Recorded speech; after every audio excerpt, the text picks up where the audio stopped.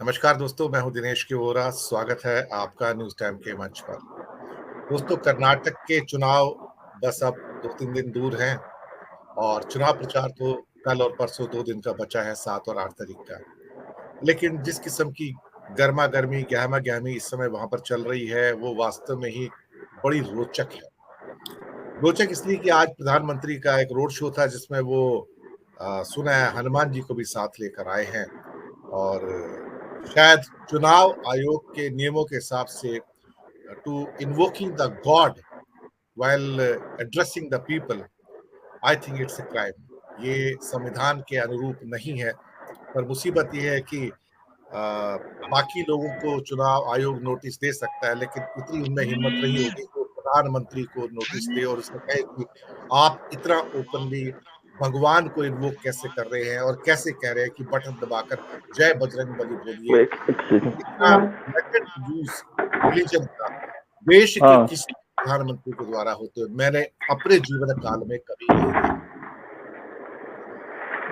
एक और विशेष चीज हुई है पिछले कुछ सालों के अंदर, वो ये है कि मोदी जी पहले प्रधानमंत्री हैं जिन्होंने विपक्ष को शत्रु पक्ष में कन्वर्ट किया है।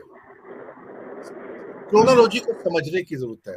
विपक्ष को शत्रु पक्ष में कन्वर्ट किया, फिर शत्रु पक्ष को देशद्रोही में कन्वर्ट किया और कल उन्होंने कांग्रेस को आतंकवादियों का साथी बताया कि यानी कि अब क्रोनोलॉजी है विपक्ष, विपक्ष से प्रमोशन होता हुआ शत्रु पक्ष, शत्रु पक्ष से प्रमोशन होता हुआ देशद्रोही, अब देशद्रोही से इसके बाद अब आतंकवादी।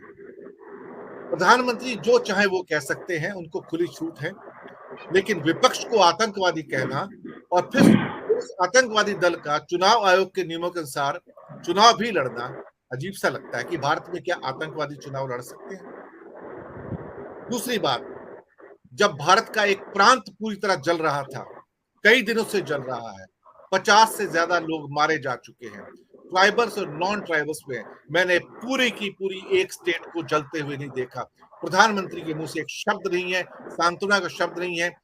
यही प्रधानमंत्री की जगह गांधी जी होते तो वो तुरंत अपना काम काज छोड़ के हिंसा वाली जगह पे जाते और वहां अनशन करते, त्याग करते और अपील करते। हमारे प्रधानमंत्री अपील नहीं करते, उनको लगता है कि मणिपुर भारत का हिस्सा नहीं है, जलता है जलने दो, मरता है मरने दो। हजारों लोग बेघर हो चुके हैं, मैंने विस्तार से कई रिपोर्ट्स मणिपुर पर दी हैं, लेकिन कहीं से कोई वक्तव्य नहीं भारत सरकार की ओर से कि पूरा एक राज्य चल गया। लेकिन रोड शो ज्यादा जरूरी है। प्राथमिकता देखिए, देश के अंदर पिछले 10 दिनों के अंदर 20 जवान मारे गए हैं, पुंछ में 5 मारे गए, कल फिर 5 मारे गए, नक्सलवादियों के द्वारा 10 जवान मारे गए। लेकिन प्रधानमंत्री जी को उन जवानों की शहादत की फिक्र नहीं है, उनको फिक्र है तो चुनाव के अंदर प्रचार करने की। और ऊपर से विपक्षी दलों को आतंकवादी कहना, ये शायद अनैतिकता की एक पराकाष्ठा है। कहा जाए तो आज प्रधानमंत्री जिस लेवल पे आके चुनाव प्रचार कर रहे हैं, वो पता लगता था कि कर्नाटक में चुनाव शायद उनके हाथ से फिसल रहा है और वो सारे धर्म के मोहरे, बजरंग बली हो या हिंदू मुस्लिम हो, लव जिहाद हो, कुछ भी हो, सबको लाकर अंतिम प्रयास करना चाहते हैं। यानी कि साम दाम दंड भेद, लेकिन राजनीति में कहीं ना कहीं शुचिता नाम की चीज होती है और वो शुचिता कम से कम इंसान को नैतिकता के पथ पर लेके जाती है। और भारतीय जनता पार्टी को सत्ता सबसे ज्यादा आवश्यक है। इसी विषय पर बात करने के लिए कर्नाटक के चुनाव पर और कांग्रेस को और विपक्षी दलों को आतंकवादी कहना, मुझे लगता है कि ये शायद अनैतिकता की पराकाष्ठा है। चुनाव आयोग को इसका संज्ञान लेना चाहिए, कांग्रेस को कोर्ट में जाना चाहिए कि हमको आतंकवादियों का साथी कहा जा रहा है। हमारे साथ इसी मुद्दे पर बात करने के लिए आज हमारे साथ वरिष्ठ विश्लेषक और पत्रकार गौतम धारी साहब मौजूद हैं। सर, स्वागत है आपका। हमारे साथ प्रोफेसर अखिल स्वामी जी नमस्कार। मौजूद हैं। सर, आपका भी स्वागत है। और हमारे साथ पॉलिटिकल एनालिस्ट बिलाल सब्जवारी साहब, आपका भी स्वागत है। अभी एक और मेहमान जुड़ने वाले हैं, जैसे बीच में जुड़ेंगे हम उनको भी शामिल करेंगे चर्चा में। दादा, सबसे पहले आपके पास आते हैं। आज आप सीमित समय के लिए हमारे साथ में हैं। कर्नाटक में जो हो रहा है, मुझे लगता है कि अनैतिकता की पराकाष्ठा है और जितनी गर्त में हम गिर सकते थे, और आज तो पूरा बजरंगबली को साथ में लेके आ गए। चुनाव आयोग को नजर नहीं आता है और प्रधानमंत्री को सवाल भी नहीं किए जाते हैं। धारी साहब। नमस्कार दिनेश जी। और जी। सबसे पहले बात तो ये है कि देखिए, जो बीजेपी का खास जो प्रचार का जो कौशल हम देख रहे हैं कि वो अपने मुद्दे, आपने जो सरकार चलाया उनका उपलब्धि, ये सब लेके जनता के सामने आने का उसका हिम्मत नहीं हो रहा है। ना तो प्रधानमंत्री का देश में जो किया है उसके लिए वो नहीं बोल पा रहा है, साथ साथ कर्नाटक में उसका डबल इंजन सरकार क्या किया वो बोल नहीं पाते। अभी देखिए, मुद्दा से बार बार वो भटक रहे हैं। कोई मुद्दा, कोई कांग्रेस कुछ कह देगा तभी उनके लिए इशू बन सकता है, उनका अपना इशू कुछ है नहीं। अभी कुछ दिन पहले जैसे मल्लिकार्जुन खड़गे का एक शब्द लेके उन्होंने बहुत उसको अपना रोना शुरू कर दिया, एक सिंपैथी क्रिएट करने का शुरू कर दिया, लेकिन उसका अच्छा खासा जवाब प्रियंका गांधी ने दिया है कि एक प्रधानमंत्री देश में क्या समझता है इसका गिनती ना पर कितना गालियां दी इसके वो एक लेख बना रहे हैं। तो इसलिए तो गांधी परिवार का तो किताब बन सकता है। जब ये मुद्दा तो उसका काम में नहीं आया, तब अचानक जैसे कांग्रेस का जो मैनिफेस्टो है उसमें वो कहने के लिए वो थोड़ा डाउटफुल है, उसमें मीडिया कितना उसका ट्विस्ट किया है ना कि असल में लिखा है। ये बात छोड़ के मैं अगर कहा भी होगा कि बजरंग दल जो कांड कर्नाटक में किया है, आज तक गौरी लंकेश का कोई विचार नहीं हुआ है। आज तक ऐसे बजरंग दल कुछ लोगों का हत्या भी किया है, सिर्फ यहाँ पे नहीं, बाकी दुनिया देश में हरियाणा भी हत्या की है, जो इसमें सीधा बजरंग दल उसमें इन्वॉल्व है। तो बजरंग दल को आतंकवादी ना बोल के प्रधानमंत्री कांग्रेस को आतंकवादी बोल रहा है, ये तो आश्चर्य की बात है। साथ साथ मुझे तो लग रहा है कि हमारा देश का चुनाव नाम के कोई एक चीज नहीं है, वो एक रूटीन ब्यूरोक्रेटिक काम कर रहा है, चुनाव का डिक्लेयर करना और चुनाव का नतीजा घोषणा करना।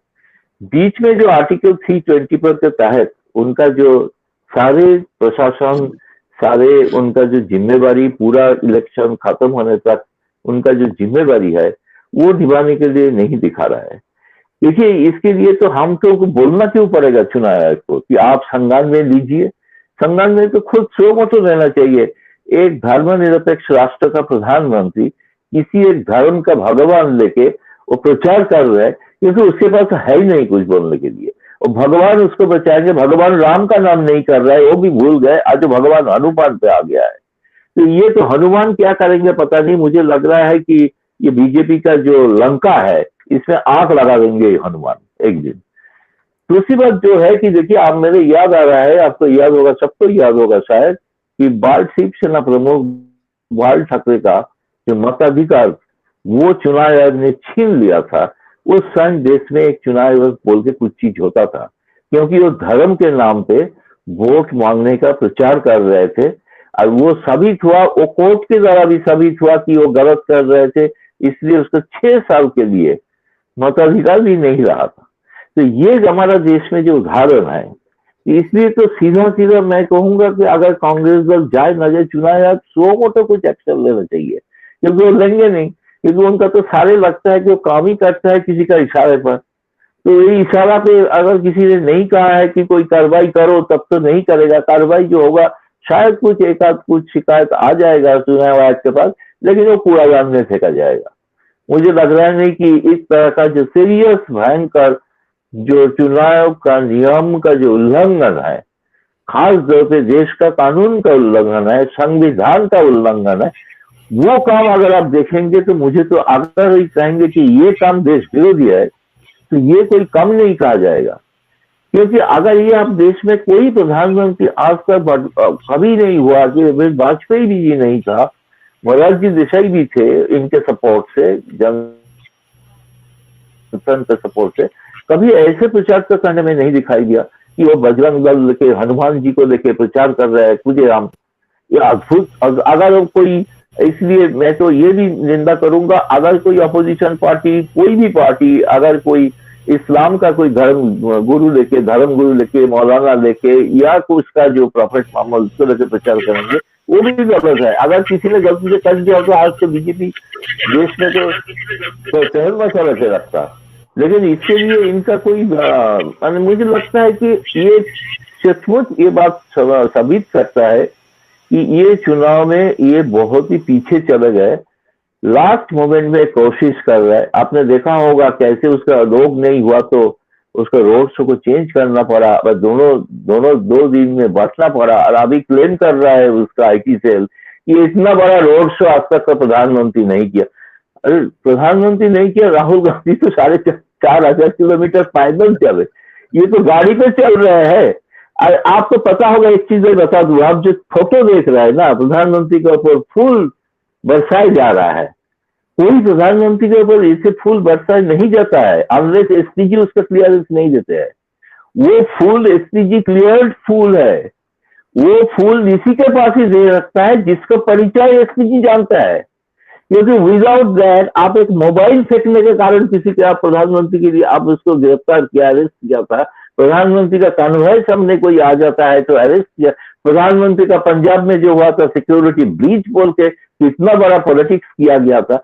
अभी प्रधानमंत्री के ऊपर इतना ज्यादा फूल आ रहा है, वो फूल SPG कैसे अलाउ किया? मतलब SPG का पहले से ही अलाउ किया, नहीं तो SPG खुद दे रहा है फूल।